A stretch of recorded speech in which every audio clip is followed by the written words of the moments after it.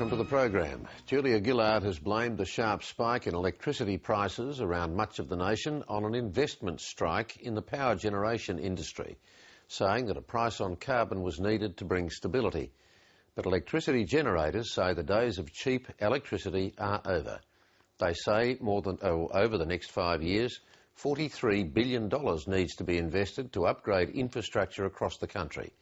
That investment has started to flow, but the cost of the upgrade is already being felt in higher power bills, forcing many Australians to rethink their electricity usage.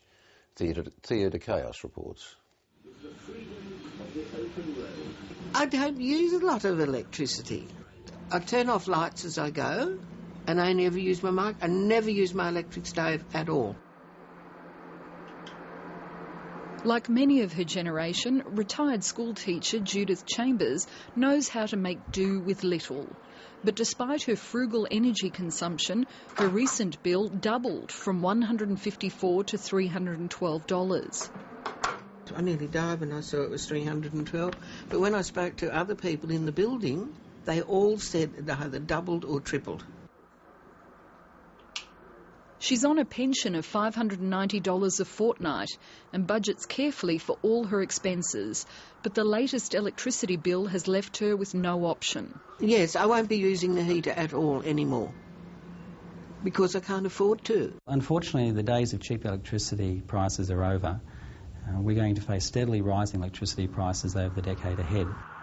Just how much electricity prices have gone up across Australia is difficult to assess. There's no national regulator that retains any data.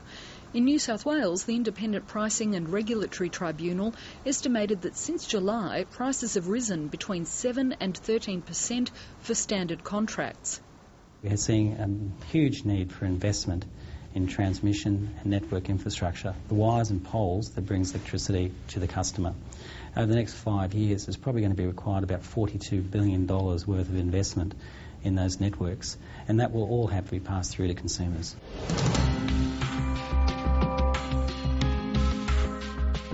More than half the average electricity price covers transmission costs, the infrastructure that gets power to the household. Electricity generators say these costs are driving prices up. Upgrades need to occur to old networks to prevent power outages, cope with increased demand and accommodate renewable energy sources. Well, we're moving from a historical model where we had a relatively small number of power stations generating a great deal of power connected to the grid to a more decentralised model where we will have wind farms in particular across the country. Their capacity will not be as great as the older traditional coal-fired power station. So we'll have more wind farms at greater distances in many cases from the grid, requiring connection. It's not just pensioners who are feeling the squeeze. New South Wales couple Alan Littlelow and his partner Rocky Cairns have made every effort to conserve energy by using low-energy globes, turning off appliances at the wall and even reducing the time a kettle boils. They even live in an architect-designed home with good heating and cooling properties. We don't have air conditioning, we don't have any central heating. We have a electric heater that's used when necessary, but quite often it isn't required at all. Despite this, their latest electricity bill rose from $400 to $1,100. But I wasn't expecting $1,100, and that's sort of like a bit of a heart stop. It made me curious as to why. I couldn't understand why. By 2020, it will be mandatory for 20% of Australia's energy to come from renewables. We will obviously see the growth of more gas and renewable sources, but coal will still probably be the bedrock of the industry. As I said before, it's 84% of the market at the moment, and in the space of 10 years, that's not going to change dramatically. As federal parliament continues to grapple with the prospect of a carbon price, there's uncertainty within the energy industry, and further price hikes can't be ruled out in future. In the meantime, state governments are encouraging residents to choose solar, with generous incentives such as rebates on the cost of installing solar panels. One of those who's taken full advantage is Grenville Rose, who lives in this 1960s fibro cottage in Western Sydney. It doesn't hold heat very well, so the nights can get cold in winter and days get a bit hot in summer. In July, he installed solar panels at a cost of $5,000. That investment has already paid dividends. The bill we got was $13, $13.40 all up, which was great, love that. And prior to that, our bill probably would have been $150, $160. New South Wales power companies buy all the electricity generated by household solar panels. It's called a gross feed-in tariff. It's by far the most generous of the state solar schemes, as it buys the power at a higher market rate. I'm pretty sure that over the cycle of the year we'll be self-sufficient in power. But the power generators say the New South Wales system is too expensive, and it's being subsidised by customers without solar panels. So people should only be paid for the energy they return to the grid, rather than all the energy they generate.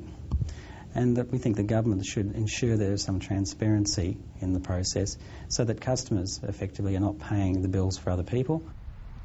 The New South Wales system is due to run for 7 years and is currently under review.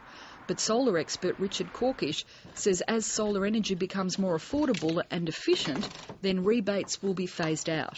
We are seeing very rapid growth now. The change is coming about as conventional electricity prices increase and as solar energy prices decrease. And they're decreasing both by government support that's happening, including here in New South Wales, and also because the manufacturing costs are coming down by technology improvement.